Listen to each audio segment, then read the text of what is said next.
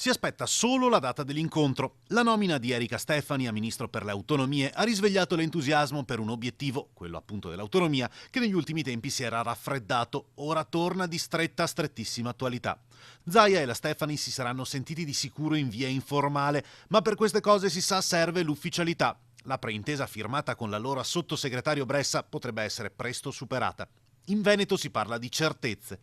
Una volta ottenuta la fiducia di Camera e Senato, arriverà la data per iniziare a formalizzare un percorso che è iniziato a ottobre dell'anno scorso, quando più di 2 milioni di veneti andarono alle urne proprio per l'autonomia. Questa è una buona notizia, soprattutto è un premio anche al Veneto che ha votato in massa la Lega, e quindi avere un ministro, soprattutto un ministro vicentino, che dovrà affrontare la tematica dell'autonomia è una garanzia soprattutto per quelle regioni che da tanti anni come il Veneto chiedono maggiori forme di autogoverno. Quindi siamo, penso, a un buon inizio e otterremo presto, mi auguro, grandi risultati.